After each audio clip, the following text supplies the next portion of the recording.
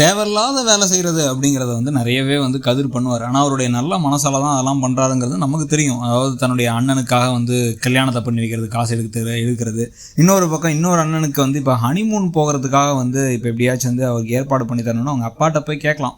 கேட்டு இப்படி போய் சிக்கிக்கிட்டாருன்னு சொன்னால் என்ன சொல்ல போகிறாரு? சரி ஓகே, 25,000 ரூம் வேணாம்பா, அதுக்கு பதிலாக இன்னொரு கூட ஒரு 5,000 அனுப்பி வைக்கிறேன், நான் ஏற்கனவே 5,000 கையில் வச்சிருக்கல, அதை வச்சு ஒரு ரூம் போட்டு தங்கிட்டு அங்கேயே செலவழிச்சிட்டு வாப்பா அப்படின்னு சொல்கிறதுக்கான வாய்ப்புகள் உண்டு. இந்த 6,000 போனால் போது, இன்னும் அது இல்லாமல் 20,000 செலவழிக்க வேணாம்னு அவர் சொல்லியிருப்பார்.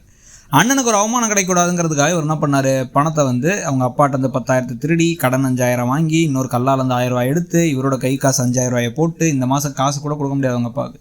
இவ்வளோ பிரச்சனைக்கு பிறகு இதெல்லாம் வருத்தானு பார்த்தா வருத்தே கிடையாது. ஏன்னா உங்கள் அண்ணி ஒரு படும் மோசமான ஒரு பிராணி. அவங்க அம்மா சொல்கிறது அப்படியே பொம்பு மாடு மாதிரி கேட்டு போய் சண்டை போட்டுவிட்டு, கணவர்கிட்ட போய் சண்டை போட்டு, இனிமேல் உங்கள்கிட்ட பேச மாட்டேன், பணம் இல்லாமல் வந்திருக்கீங்க, இன்றைக்கி நாளை நரகமாக்கும் அப்படின்னு சொல்லிட்டு பண்ணுறாங்க. ஏன்னு கேட்டால் இந்த மாதிரிலாம் நீ மிரட்டினா தான் அவர் வெளியே நம்மள்ட்ட காசுலாம் நினப்பார், காசு வேணும்னு நினப்பார், உங்கள் காலடியிலே சுற்றிட்டு கிடப்பார், அந்த வீட்டிலேருந்து சம்பளத்தை அவங்க அப்பாட்ட கொடுக்காம பிடிச்சி வைப்பார் அப்படின்னு எல்லாத்தையும் பேசிகிட்டு இருக்காங்க. இவங்களும் கேட்டுக்கிட்டே இருக்காங்க.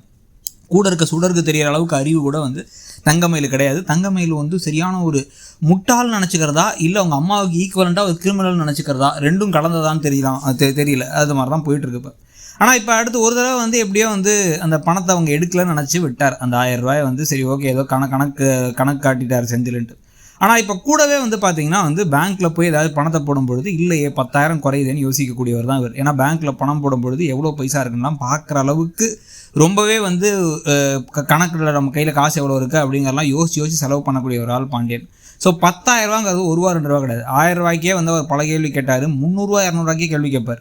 10,000ங்கும் போது கண்டிப்பாக அவர் என்னைக்கு நாளில் போயிருக்கு, எந்த டைமில் போயிருக்குங்கிற டிரான்சாக்ஷனும் வந்துடும். அந்த டைமில் தான் நான் சாப்பிட போனேன், வீட்டுக்கு போகிறேன்னு போனேன், இவன் வந்தான், 1,000 ரூபா கல்லால் காணாமல் போயிருக்கு, என் அக்கௌண்ட் 10,000 ரூபா போயிருக்கு, அப்போ அது இவன் தான் பண்ணியிருக்கணும் அப்படின்னு வீடு பலார்னு அரைஞ்சு வீட்டை விட்டு துரத்திடுவேன். இப்போ நீ என் பணத்தை கொடுக்குறியா இல்லை வீட்டை விட்டு வெளில போறியா? இது உன்னை வீட்டில் இந்த கல்யாணத்துக்கு பிறகு சேர்த்துக்கிட்டதே பெருசு. நீ கல்யாணம் பண்ணிட்டு வந்துட்ட பாவன்னு சேர்த்துக்கிட்டேன், இப்போ இதை விட நீ மோசமான காரியங்கள்லாம் பண்ணிருக்க, ஒழுங்காக இப்போவே சொல்கிறேன் ஓடி போயிடு அப்படின்னு ஏற்கனவே ஒரு தடவை அவங்க அண்ணனுக்கு கல்யாணம் செந்திலுக்கு கல்யாணம் பண்ணி வச்சதுமோ வீட்டை விட்டு துரத்தி விட்டார். இவர் கல்யாணத்துக்கு அப்புறம் பாவன்னு சேர்த்துக்கிட்டாரு.